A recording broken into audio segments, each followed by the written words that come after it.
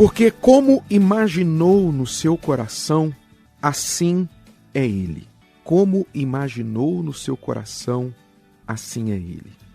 A imaginação trabalha junto com a fé. A imaginação é um dos poderes, dos maiores poderes do ser humano, ao mesmo tempo um dos menos utilizados. Nós não somos encorajados a imaginar. Quando nós éramos crianças, nós imaginávamos muitas coisas, nós sonhávamos, porque a mente da criança é naturalmente aberta, propensa à imaginação. Mas, passado aquela fase infantil, nós somos quase que bombardeados, martelados na cabeça, a pensar em um mundo limitado, uma vida limitada. Tome, por exemplo, a mentalidade do nosso país, do brasileiro de forma geral.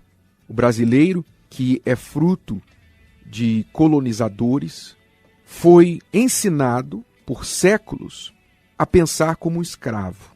O que é pensar como um escravo? Um dos pensamentos principais de um escravo é que ele não é dono de nada.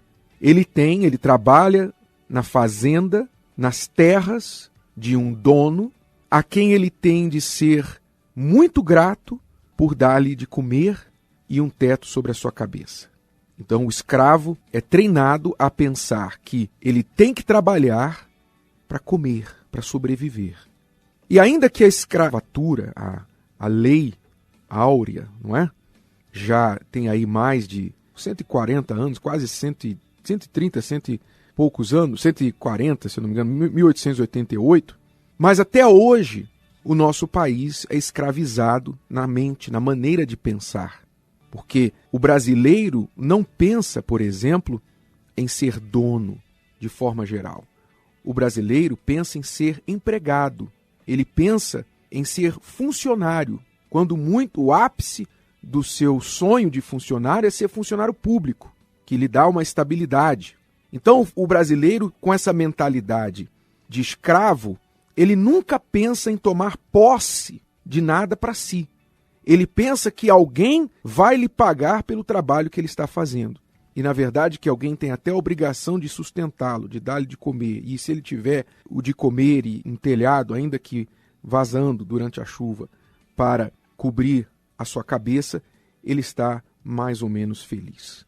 Fora isso, para alegrá-lo, tem samba, carnaval e futebol. Então, essa é a cabeça do brasileiro, essa é a imaginação de muitas pessoas. O que esperar de pessoas que se imaginam desta forma? O que esperar? Então você tem aí milhões e milhões de desempregados, milhões e milhões de pessoas desalentadas que nem procuram emprego mais, milhões de pessoas com as suas dívidas, as suas contas a pagar e estão inadimplentes, e elas estão esperando uma empresa ligar dizendo: eu recebi o seu currículo. Estão esperando um governo sair com um plano mágico que vai acabar com esse problema da noite para o dia.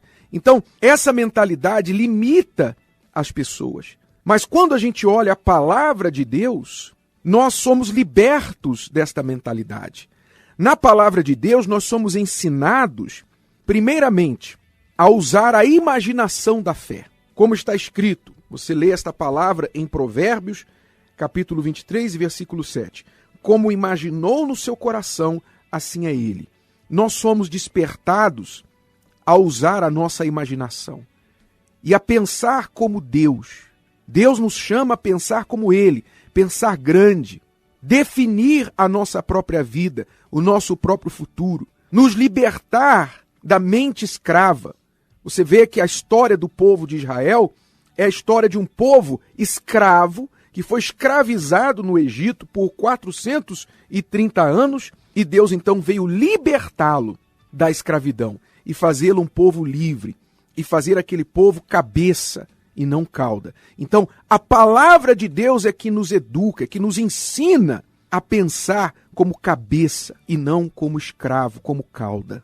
Então, se você quer se libertar da vida que você tem vivido, do jeito que você tem vivido, seja financeiramente, seja na saúde ou no seu casamento, qualquer que seja a sua prisão, qualquer que seja o chicote que está nas suas costas, Primeiro, você tem que tirar o chicote que está na sua cabeça.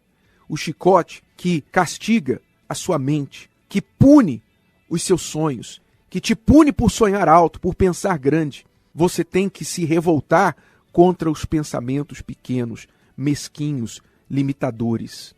Você tem que usar o poder da sua fé aliado à sua imaginação. Quando a gente imagina o que quer, quando a gente sonha pela fé, não é sonhar acordado, não. É sonhar pela fé. Sonhar de acordo com as palavras que Deus fala a nosso respeito. Como diz lá em Jeremias, que os planos que ele tem para nós são planos bons, de paz. Ele planeja o melhor a nosso respeito. Então, quando você imagina o que você quer, a sua fé é despertada. Você começa logo a ver possibilidades e não dificuldades. Eu pergunto, no que você tem pensado? O que tem ocupado os seus pensamentos? Você tem pensado no que a mídia quer que você pense? Você tem pensado no que as redes sociais querem que você pense? Ou você tem pensado no que Deus dá para você imaginar?